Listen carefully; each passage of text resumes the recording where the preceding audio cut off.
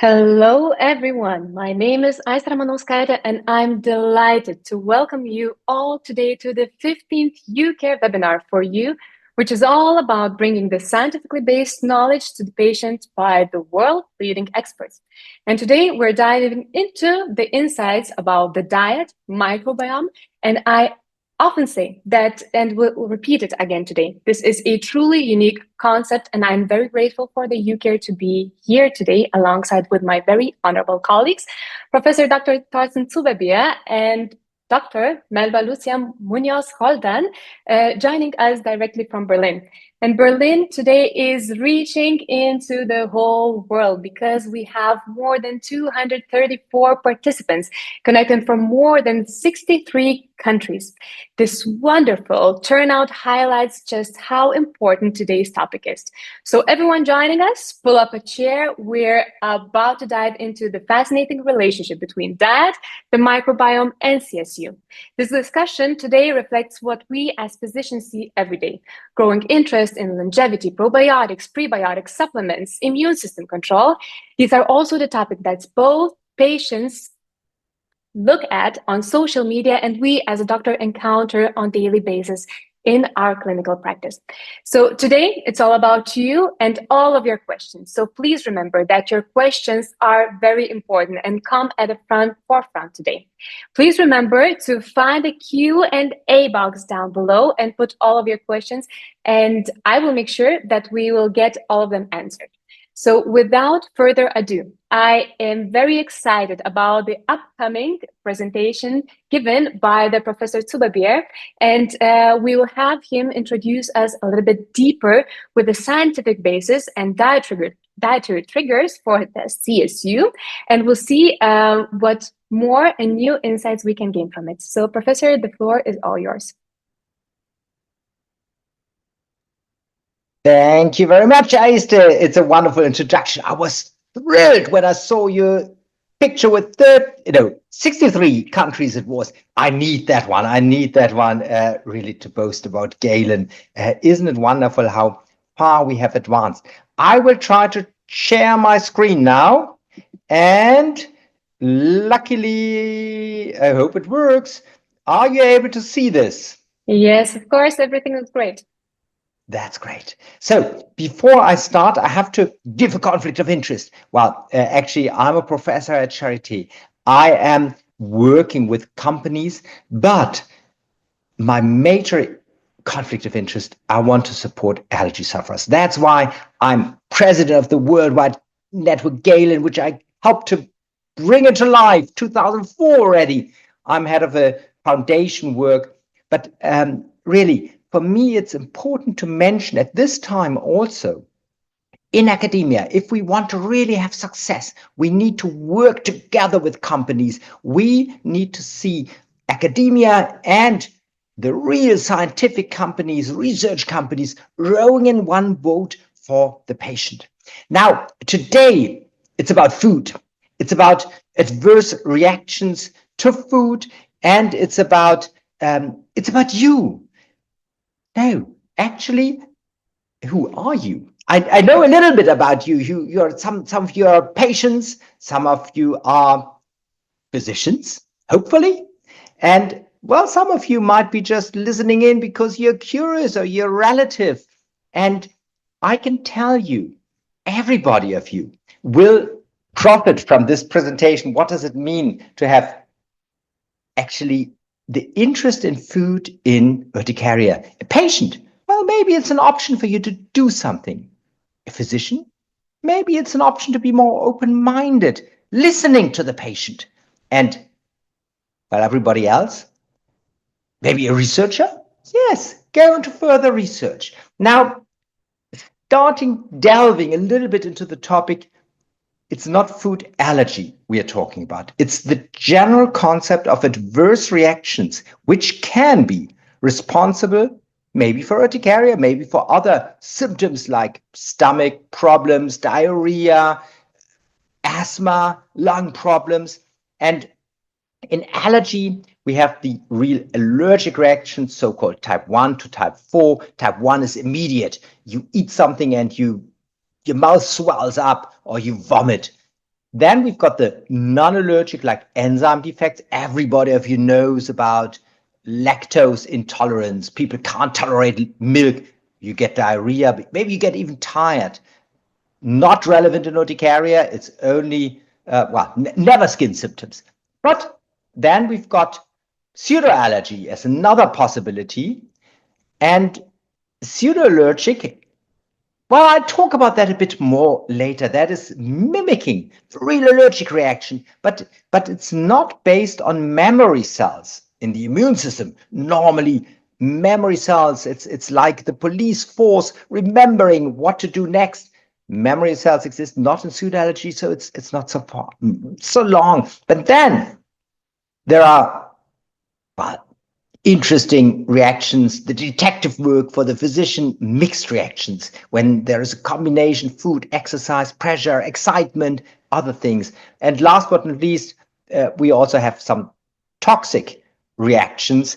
We don't talk about that. Of course, that is also a possibility. And let's say an easy example, if you drink 10 cups of coffee during my talk, your heartbeat will be too high, and that's not good. Okay, our favorite disease, urticaria. I've been studying urticaria since January 1991. And that was the first time I wrote a grant on food and urticaria, looking at the possibility, how could food influence urticaria, and understanding better what patients were telling me. Some patients and older literature from the 80s was saying, well, diets can be helpful. And there was a lot of talk about colorants. They can cause urticaria. Now, going into food and some publications on acute urticaria. Acute is limited to a few days normally, by definition, no longer than 6 weeks. Well, depending on the age, food can be an allergic eliciting factor, but it's not really true, because the difference between an allergic reaction with wheals and urticaria is the allergic reaction, purely allergic, is that you eat something, wheals come up, a few hours later, everything is gone again. In urticaria, symptoms remain for a few days, and then it's the disease urticaria. So not so relevant. Then we did a study ourselves in the year 2000 on the population in Berlin, and we checked urticaria patients, were this a control group, and we did challenge tests. We did prick tests, but we also did food challenge tests. And you see the urticaria patients, they have more food allergic reactions, but they don't get wheals.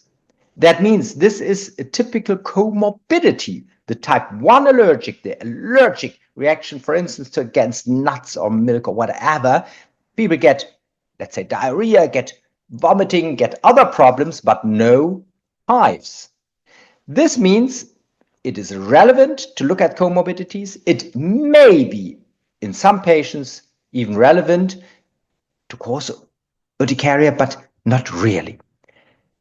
Except, and that is one exception, where newer research showed us there is a special syndrome called alpha-gal. And that is due to tick bites. There is an IgE-mediated, an allergic reaction against a protein which is in red meat. And the tricky thing about that, unlike all other type 1 allergies, this is something which is slow, delayed for several hours. People eat some meat for dinner, get the hives at night, get the angioedema at night. And therefore, it's more difficult to see the correlation. And of course, some people have the tendency to eat red meat every evening. So they get hives every night. And then this can be seen as a potential eliciting factor of urticaria. And actually, these tick bites and this correlation is not seen all over the world. I just saw the slide with the 63 countries, but it's pretty prevalent in the United States and also in areas of Europe. And the point is, it's really delayed, but mostly not only urticaria, and that is a very, very important factor to remember. very often it's accompanied with asthma symptoms, wheezing, coughing, and even anaphylactic symptoms. So if that happens, it's no longer urticaria. Remember alpha-gal. Okay, let's go through that. And I think this is more relevant. Pseudoallergy. I told you about this. Pseudoallergy is similar to the type 1 allergic reaction, but it's not the same. It is not the proteins, it's smaller molecules causing that. There's no memory cells. The reactions are a bit more delayed, but most important, if you have a real allergic reaction, you have, after an elimination, after 1 or 2 days, 0 symptoms. If you, as a patient, suspect your urticaria is due to whatever, hazelnut or whatever, if you have avoided that for 2 days and symptoms don't subside, then it's not the allergen. With pseudoallergy, you have to wait for 14 days because reactions are delayed, like for aspirin, it's a prototype for pseudoallergic reaction. The interesting thing is, if you keep to a diet, not everybody responds. Approximately 30% of the milder, moderate urticaria patients, those patients especially who have daily wheels, light red wheels, short standing wheels, 1 or 2 hours, they have a higher likelihood to have the pseudoallergy as a cause, and especially those who experience some heartburn, some reflux, and maybe also say, well, doctor, when I've eaten these nice tomatoes from my garden, suddenly it got worse. That is a sign for pseudoallergy. And if you have aspirin intolerance in the patient history. Now, what we found out, those responding to that, they have a change in the gastric permeability. Stomach is affected. And that is something which really then makes these small molecules pass the membrane of the stomach and then attach to mast cells and upregulate them. Now, you may be interested, what is this diet? And it's actually empiric. It's put together. Not all that is forbidden is for longer. It's just as a diagnostic diet. And you don't have to make pictures of this. You can just write to Galen and you'll find it on the Galen web pages then. It's been tested in several trials, 1,800 patients, but never as a placebo-controlled double-blind trial. It's impossible. You can't placebo-control double-blind what you eat over a day. It's simply impossible. With food, it's not possible, not for that time. But if all trials show in the same direction, well, there is something to it. And most fascinating, these were the first double-blind placebo-controlled trials on challenges afterwards. That is something which you can do placebo-controlled. That also shows re-challenging with these food items causes it. So it's a very good, I think, evidence level by now. More exciting. Aromatic components in food. I said tomato. Well, we looked at the ingredients of tomato and it's the steamed acid, it's the aromatic compounds, and false positive reactions to placebo were not seen, only with these aromatic compounds. And the same is true for spices, for herbs, for wine. Now, what we did find out, these reactions, we did also find out what were the ingredients. And this gets really exciting. We have new data that it depends on the food. How many aroma? Well, that's something you all knew from your garden. Some tomatoes taste different from some greenhouse tomatoes, which taste, watery. That's a gas chromatography, how much more aromatic components are in the good sun-ripened tomatoes. And the latest research, not yet even fully published, just shown at conferences, hot from the bench, is that we looked at these aromatic compounds in the lab, in laboratory, in vitro, with using real, true human mast cells from the skin, from donors. And we checked these compounds. And what we did see is that they were able to increase a certain factor at the surface, the so-called MRGPRX2 receptor. It's called the pseudoallergen receptor, which was only discovered 10 years ago and is also relevant for drug pseudoallergy. This surface receptor is activated by nerve peptides. So if it's more activated on the surface, the nerves can activate the mast cells better. And also the compounds increase the activation level, not only the expression on the surface, but also the ability to make the mast cells explode, shed out their histamine, shed out all their mediators to create itch. Now, what do? If you go into diagnostics, skin tests, in vitro tests, they only work in true allergic reactions, not in pseudoallergy. So the only thing what you can do in pseudoallergy, elimination and provocation. And if you really want to do a provocation, I'll just show you a few pictures as a patient. That is the way you do double blind. You see many ingredients in one product containing tomatoes. What you can do if you have a suspicion here, you hide something in these things and then looks like that, and then you put in the food and you mix it, looks beautiful, and you can hide nearly everything. Well, tomato ketchup is difficult, but you can even hide fish in here.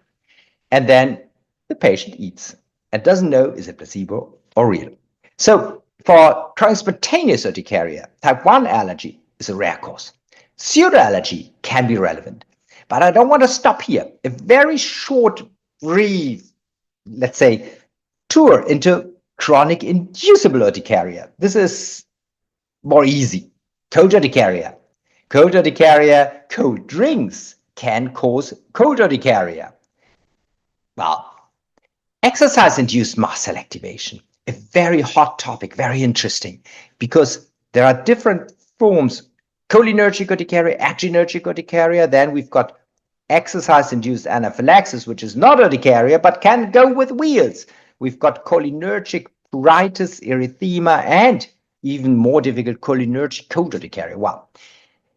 Let's look at food. Cholinergic urticaria, a frequent disease in young adults. Actually, often mild. Many young adults don't go for a doctor to see that. They didn't even know that it's a disease. I've talked to students, we did a survey there. They were not aware that getting hives when they sweat, when they do exercise, is cholinergic urticaria. Well, okay, but some patients are truly very much affected and they need our help. What are the factors? And hot showers, well, the real factor in cholinergic urticaria is a rise in the body core temperature. A sudden rise, very quick.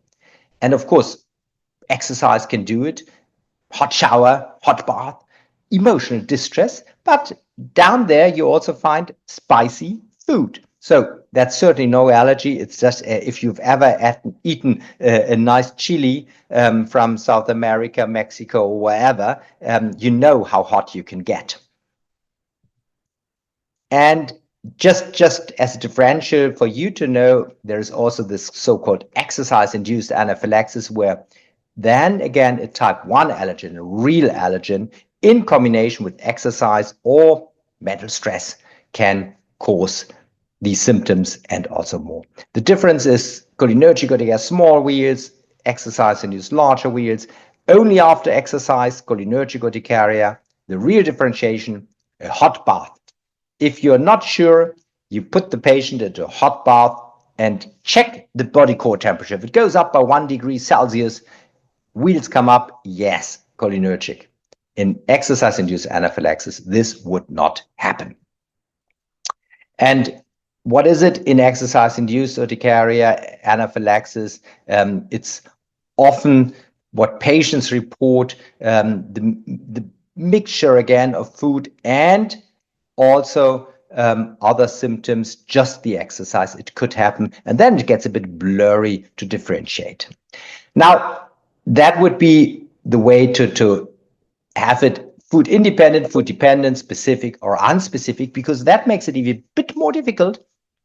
We know that it's the blood flow in the stomach. So some patients can get exercise-induced anaphylaxis due to food intake, depending on the amount. So if they eat a full, well, let's say hamburger, making the stomach really full with a lot of potato chips, well, then it would happen.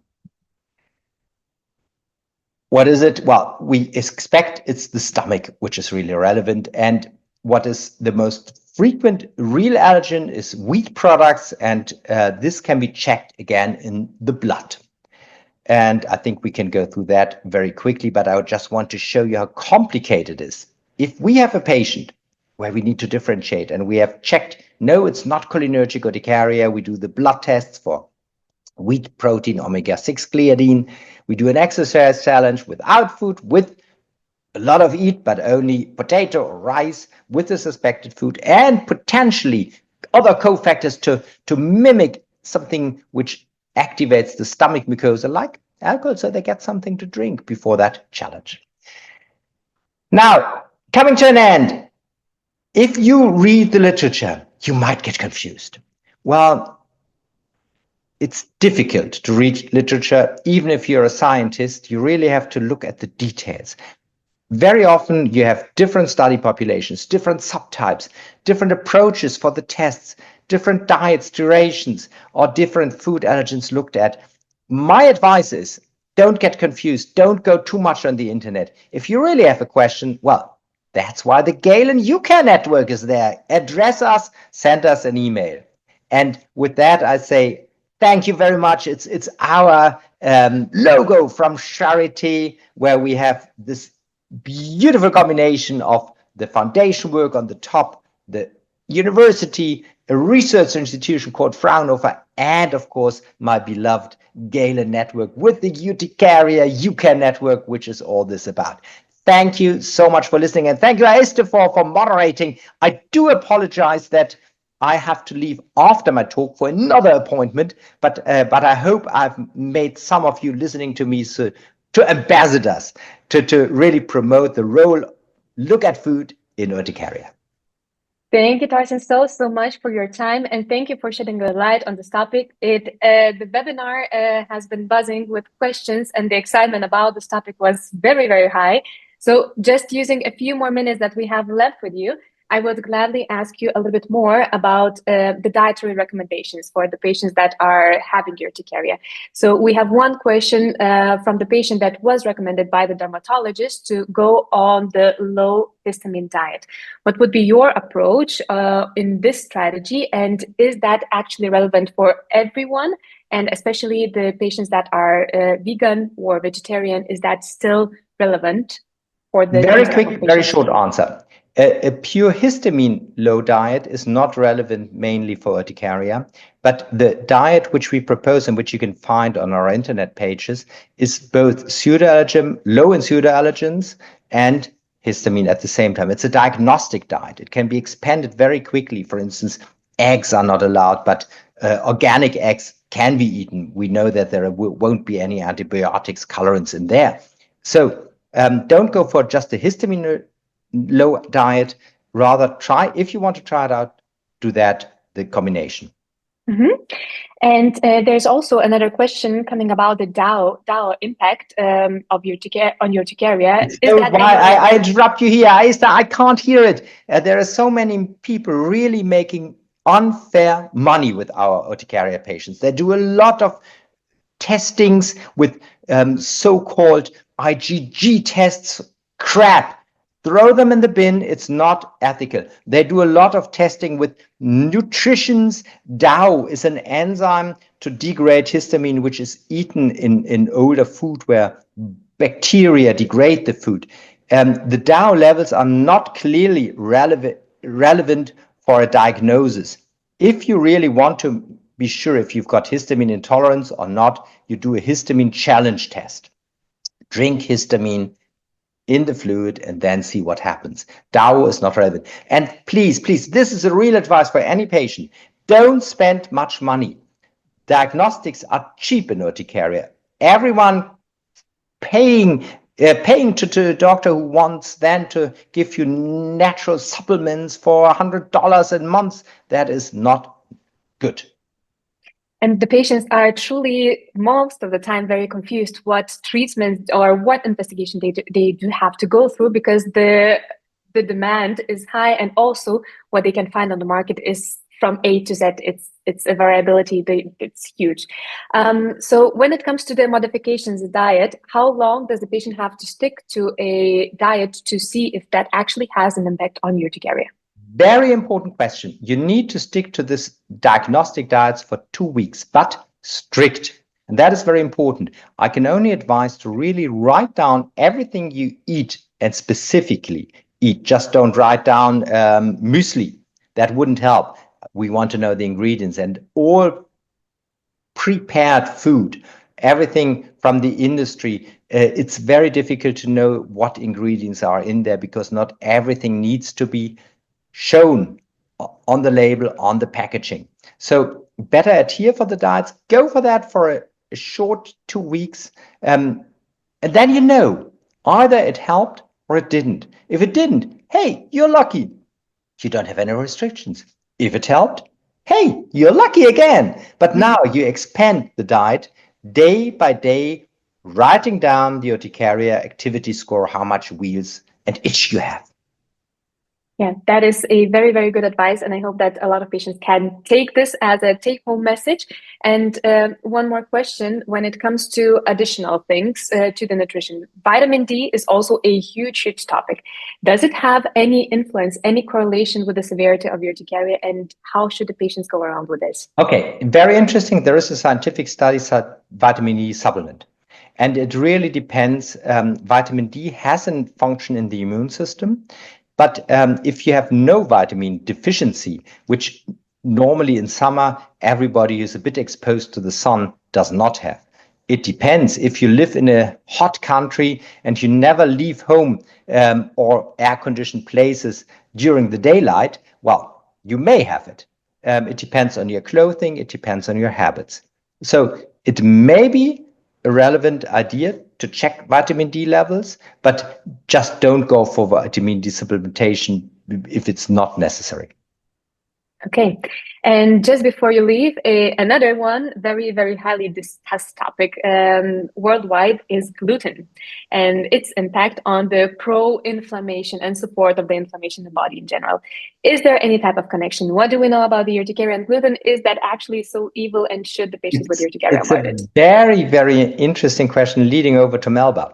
So gluten and wheat has been, well, first of all, there's a real gluten intolerance. That is rare, and these people really have to avoid gluten. Then there is a dose-dependent wheat, which also contains gluten, intolerance, and we've seen that the bowel syndrome is sometimes associated. People getting diarrhea can be associated with wheat, and reducing wheat in the diet changes things. And of course, the diet, and especially wheat, and especially that wheat, if it's toast wheat, which is really refined, that is nearly pure sugar.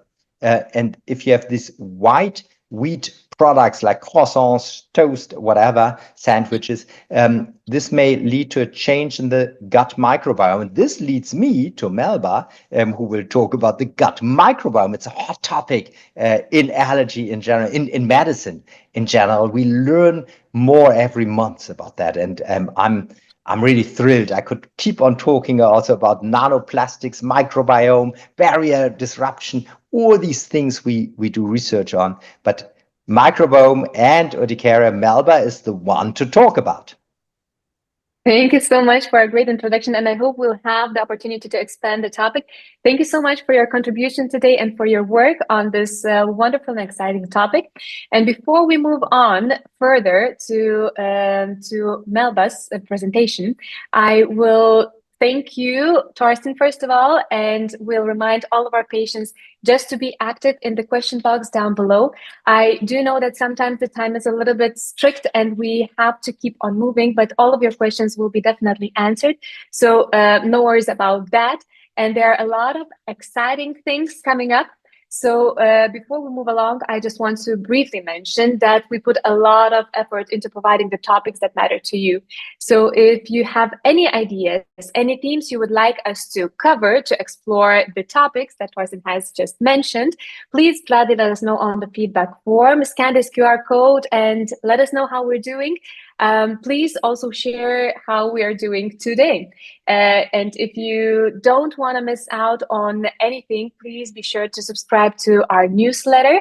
So more upcoming webinars and events would be available for you too. Don't forget to share your thoughts on social media and make sure to tag the UCARE along so we would be able to keep in touch more and you would be able to receive all the further information. So now with this beautiful, beautiful introduction to the Melba's presentation, I'm truly excited about this too.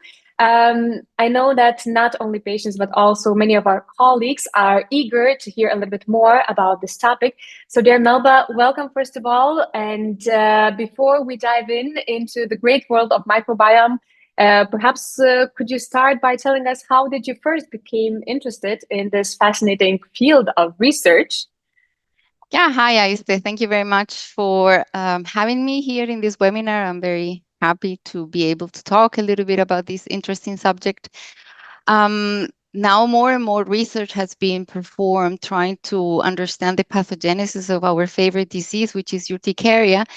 And this is a very different way to approach some sort of a different strategy to help patients. And I think it's very important to understand what is the component of the gut microbiome in our patients, since now we know that more and more this is a very important factor that can drive to symptoms, not only in urticaria, but now more and more diseases have been influenced by the gut microbiome.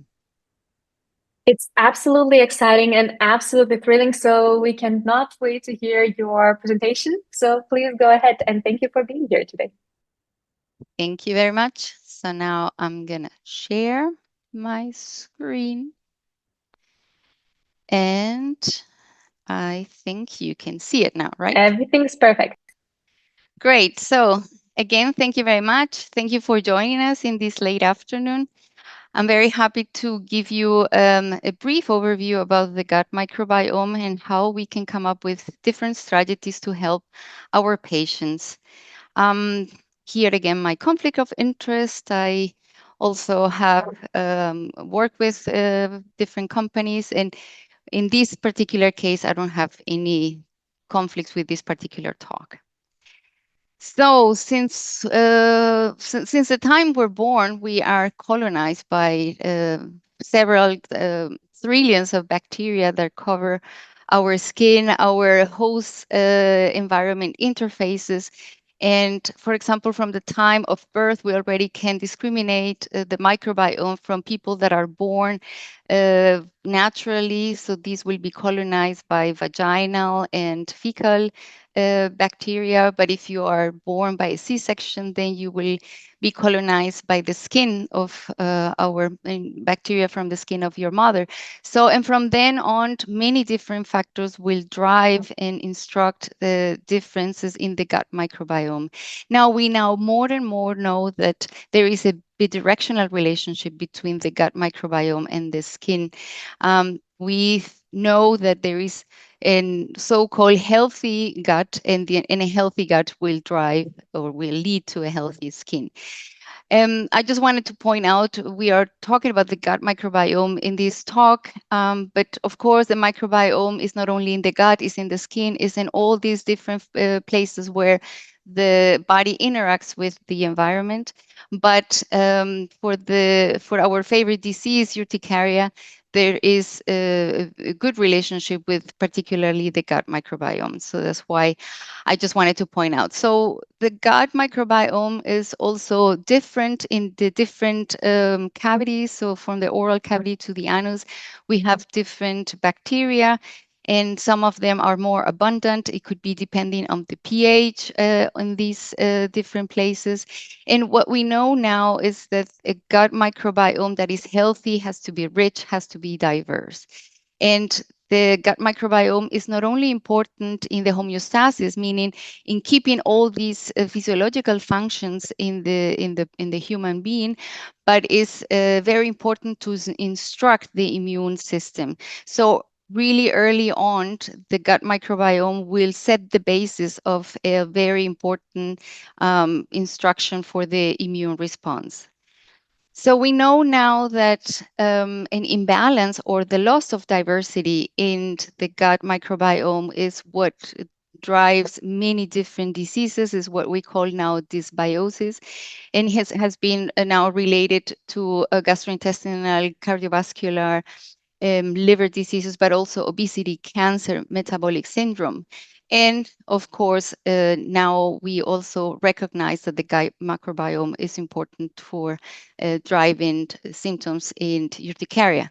Now, the gut microbiome is affected by many different factors. So, of course, genetics plays an important role, the lifestyle, what we do, but importantly, what we eat. So it's very important to have a healthy diet, and this might help to get a better microbiome. Now, we are a family here of physicians and patients that might be affected with this inflammatory disease that is chronic urticaria. And now more and more we know this is an immune-mediated disease, and it affects all types of patients, from young patients to elderly, with these itchy wheals and angioedema. And we have one big player here in this disease, which are the mast cells. The mast cells are sitting in the skin, and they can be activated by many different inflammatory mediators. And they, after they are activated, of course, they release histamine, and then you get these symptoms, these itchy wheals.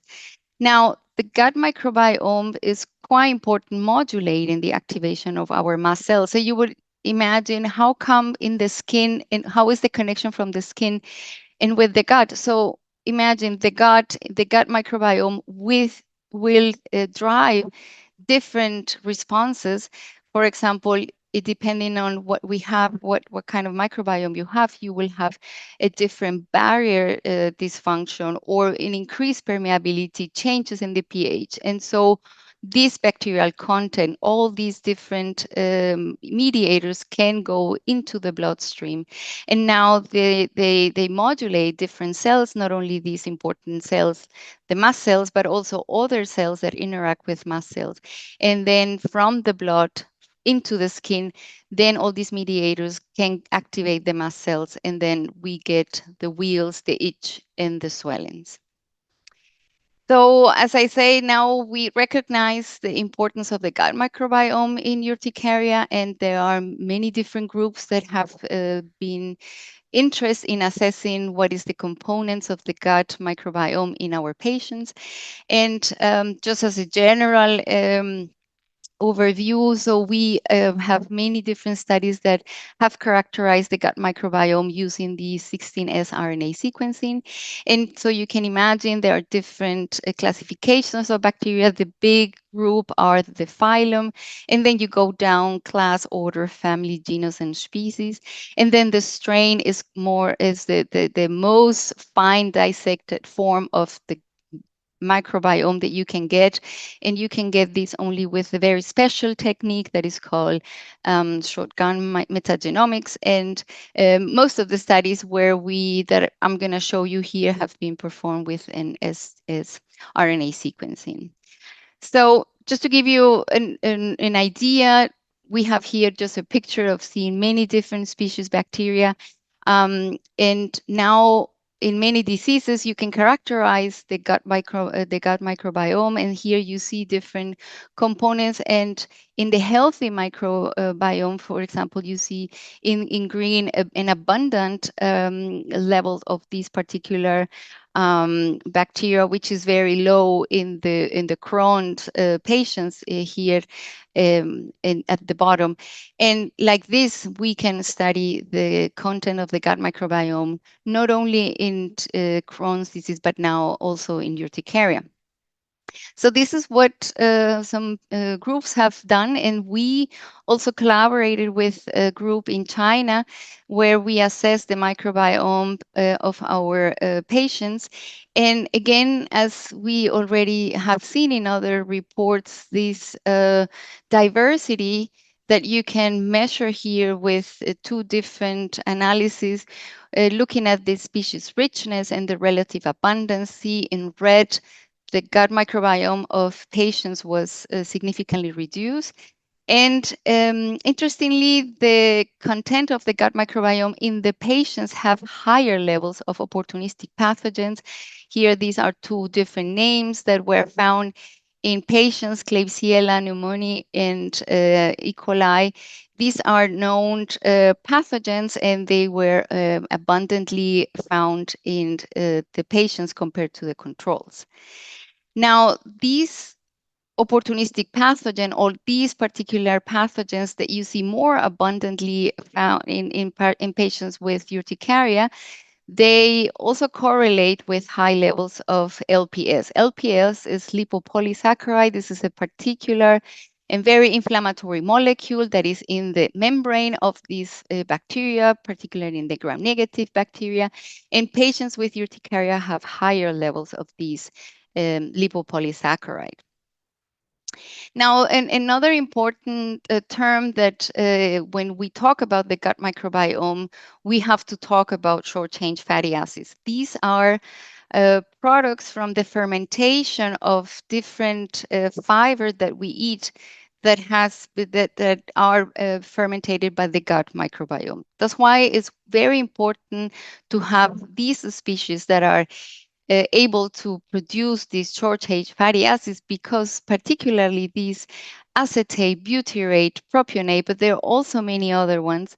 These are quite important because they drive anti-inflammatory responses, and they upregulate regulatory T cells that are important to maintain the balance and the homeostasis in the gut, and also in the skin at the end. So we can see that patients with urticaria here in red have lower levels of these short-chain fatty acids, acetate, propionate, and caproate. And these, of course, correlate with the hypothesis that these patients might have an inflammatory state. So to sum up this part, we now known that LPS and pro-inflammatory mediators can activate mast cells and make them more susceptible to further activation. On the other hand, these short-chain fatty acids are very important to inhibit mast cell activation. So we see here, for example, this patient, this guy, has a dysbiotic microbiota, so that beneficial bacteria are reduced and short-chain fatty acids are not enoughly produced. And then we have opportunistic pathogens that produce much more LPS. And on the other hand, there is more opportunity for infections, because the healthy microbiome will help us to maintain a balance in our gut. And if you don't have the right microbiome, then you are prone to more infections. Now, all these differences with more LPS, less short fatty acids, will then modulate the immune system to make the mast cells more prone to activation, and then therefore to symptoms. So there are other groups that have characterized different types of bacteria in the gut. Here, this group show that firmicutes and verruco microbiota are highly expressed in patients or highly found in patients with urticaria, and the healthy controls have more of the type of proteobacteria and bacteroidota. And interestingly, they also show some clinical correlations with the gut microbiome. So here, the bacteroidota is correlated with patients that have not only urticaria, but also concomitant symptomatic dermographism, which is this inducible urticaria that you get wheals when you scratch your skin. And firmicutes was also correlated with disease control, negative correlated with the number of eosinophils, these are cells, also related to allergies in the blood, and also with the receptor expression in some other cells in the blood that are called basophils. Now, another group in Korea were also able to find similar findings. So they also saw that these firmicutes are highly abundant in patients, here in red, with urticaria. Bacteroidetes, on the other hand, were much less. And this was interestingly found to be also correlated with the disease activity. So if you have more severe urticaria, more severe symptoms, you have more firmicutes. And this was shown here correlating with the score. So we can say how many symptoms somebody has with this UIS score. And this was correlated with these firmicutes. Now, on the other way around, the bacteroidetes were less found in patients that have severe urticaria. So, in another different relationship, that you have less symptoms if you have more of these particular bacteria. And again, another group that found that LPS is higher or elevated in the plasma of patients with urticaria. And this is also correlated that if you have more severe urticaria, that you have more LPS in your blood. Now, is the gut microbiome modified by the treatment with CSU? Well, we don't know exactly. This is the answer. And there are not many different reports that have been able to identify if the gut microbiome can be modified by the treatment. However, at least there is a report showing what happened with the microbiome after omalizumab. So this is the anti-IgE therapy licensed for patients with chronic spontaneous urticaria, and this was also assessed after 12 weeks of omalizumab. And again, as I have told you before, a rich gut microbiome, a diverse gut microbiome, is healthy. Here, they didn't see any differences in the species richness or in the relative abundance of the gut microbiome before and after omalizumab. However, they look at the bacteria content of these patients pre and post treatment. Interestingly, they saw that these firmicutes was lower and the bacteroidetes was a little bit higher. And this would, at least with some groups, have shown patients with a very strong symptomatic have the other way around. So meaning one could see here, well, there might be changes that could be related after the therapy. However, this is another very important point, whether the gut microbiome really is the cause of the symptoms of urticaria, or is the gut microbiome the result of the urticaria disease? This we don't know. Now, could modifications in the gut microbiome lead to symptom reduction? Which this is something, of course, that we would like to achieve. Now, we have different strategies to modify the gut microbiota. We have the diet, we have pre and postbiotic, we have probiotics, we have fecal transplantation, we have phage therapy, engineered bacteria, and live biotherapeutic therapeutic product. But not everything has been tested for urticaria, of course. Now, there are just also very few studies that have been able to assess whether probiotics might be important reducing symptoms in urticaria. Here we have a comparison of a placebo control group and a group that received probiotics, and there is a tendency to reduce symptoms, as we can see in this 8-week treatment. And also, of course, if you have less symptoms, then you increase your quality of life. And this was also shown here in this graph, in the right graph. Now, there is a meta-analysis. So these are the studies where they take studies that are relatively similar and they pull more or less all the data together to see if they see a better effect, a bigger effect. And here they found 2 studies with urticaria patients that were taken probiotics also for 8 weeks, and they see that there is a tendency to have a better response when you're taking probiotics, and the change in urticaria score was more visible if you are on a probiotic diet, or if you are taking more probiotic. And there is just one report of a fecal transplant in a patient with chronic spontaneous urticaria. This was performed not particularly to treat the urticaria, but it was a patient that has a lot of allergies, and that was the only way that they saw maybe to try to help these patients. And interestingly, you see, of course, that there are differences. For example, here, this Prevotella looks different. These are different time points, so 1 month, 2 months, 3 months. And there is a reduction in this bacteroidetes with this fecal transplantation. At the end, this patient got better, had less allergies, and of course had better control of the urticaria.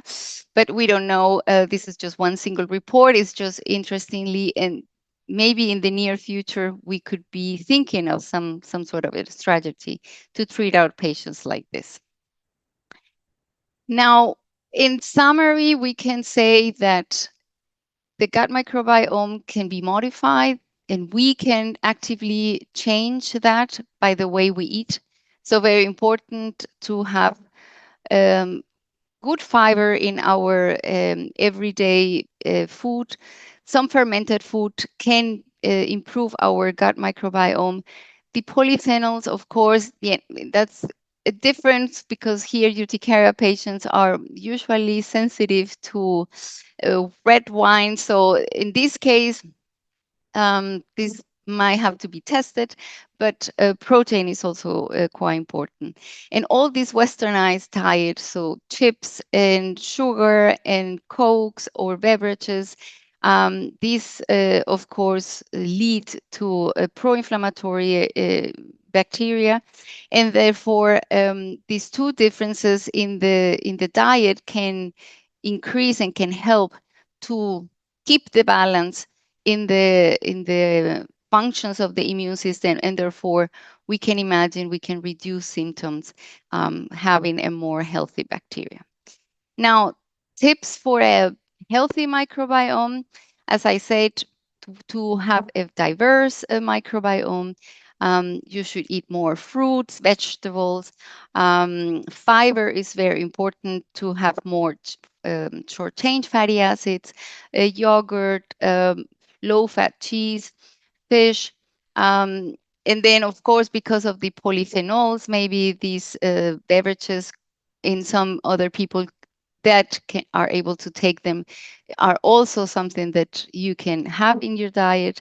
But of course, importantly, you need to decrease sugar drinks, all these potato, pasta, all these food that are easily, that will become sugar easily in the bloodstream. This is the one that is maybe detrimental to have a bad gut microbiome.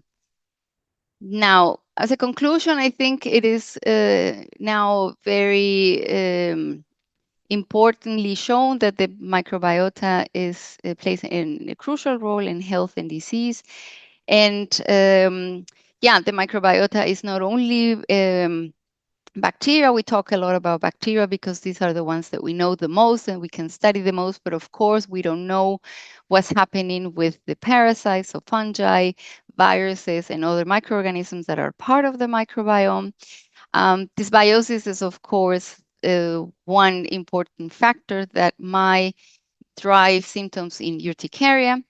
And we can see that all these gram-negative species in patients with urticaria and with these high levels of LPS and short and low levels of short-chain fatty acids are probably drivers of the symptoms. And well, as I said, we don't know the causative role of microbiome in urticaria. That has to be established. And this is something that we will try to continue. So we need more studies. We need to find out more the role of the gut microbiome. But unfortunately, at the moment now, we can't say what are the best bacteria that you can have. We're still collecting a lot of data to be able to someday maybe have a capsule with the bacteria that you need and the capsule with the bacteria that you should use to kill the other bacteria or something like this. Yeah, and with this, well, I can finish my presentation. I hope I got your attention, and I hope you now are more into eating healthy food and maintaining then a healthy skin. Thank you so much. I truly find it so fascinating, and there's so much to unravel in the world of microbiota. Just to put the cherry on the top and the very take-home message, so the dysbiosis is something that has a lot of symptoms, right? And that is something that has to be tested. If yes, then would you recommend to do it? How would you recommend to do it? And is that something that we have to take a look into? Yeah, I think that it is very important and that we talk about these. As Torsten pointed out, there are many things at the moment that are part of the research. And I think now is too soon to advise patients to do gut microbiome analysis because we can't give you a proper advice. There are still many open questions. I have sometimes patients in the clinics that come with a report of the gut microbiome, but I can't make any conclusion of the gut microbiome that you have. Sometimes there are some conclusions from what the people in the lab are suggesting, but how we can help patients, like with practical tips, telling him you eat this or you don't eat that, I can't. So I think it's better not to make those type of analysis on your own that might cost a lot of money also. And I think we still need to characterize better and make more studies to understand. And then when we know more and when we have proper data, then we can advise patients much better. And there is a lot of eagerness to follow up on the gluten topic that Torsten also briefly mentioned about already. So what is your opinion on that? And how is that influencing the gut microbiome, how it's influencing the urticaria in general? Yeah, well, I think the topic with the gluten is difficult because I think there are people that have also different type of reactions that are not allergic driven to gluten. And bloating, for example, people maybe don't, when they eat gluten, then maybe they don't feel well. That doesn't mean that they drive urticaria. So gluten per se has not been found to drive urticaria symptoms. On the other way, we have patients or we have people that, or let's say from what we know now from the gut microbiome, that if you have fiber in your like whole grains, for example, this is something that is quite important for the gut microbiome because then you are building more short chain fatty acids, which are anti-inflammatory and potentially will reduce the activation status of your mast cells, if you will. So whole grain will be, and this is gluten in some cases, not only, it will be beneficial. So I think with many of these particular types of food, it's hard to generalize, I feel, because every patient has a different sensitivity, so to speak. And what I tell my patients is, if you feel that there is something in particular that always causes symptoms, well, then avoid that and look what happened. Because usually is that they avoid and then maybe one day they don't have any symptoms, but then the next day they still have symptoms. So you can't make a real correlation with particular products. So I think this is important to, in cases when you feel that you have symptoms driven by food, that you write down, that you constantly check if there is something that always recurringly happen, then you might have to check and stop that particular one and see if it helps. And just to conclude very briefly, so you have mentioned also the fecal transplantation and the potential that the microbiome modification has actually. So just a very speculative question, in your scientific opinion, will we reach, or is there potential to reach the point where actually with the modification of microbiome, we will be able also to improve at least the control of urticaria? Well, yeah, that will be a nice strategy, because it will be very natural, so to speak.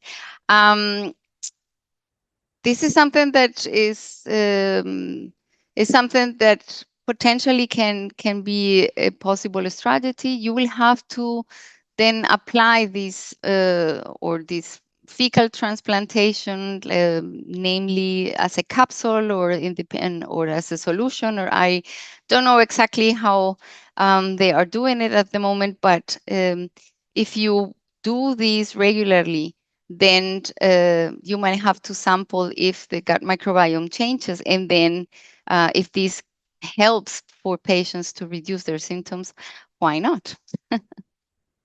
Absolutely great. Thank you so much. And there are so many questions that are left unanswered. And unfortunately, sometimes the time is not playing in our favor, but we'll be sure to update you further on. So for this, I will gladly ask you to stay connected with us, and all the questions that are left unanswered, we will gladly elaborate on our social media, and you will definitely find information about that on the stories and on the post that UCARE is going to proceed further on. Also, we have requests on the sharing the nutritional plan recommendations, so that will definitely be also available and shared again on the social media platform. So your opinion really matters to us. If you can, please leave us a feedback. We would gladly know how we did today.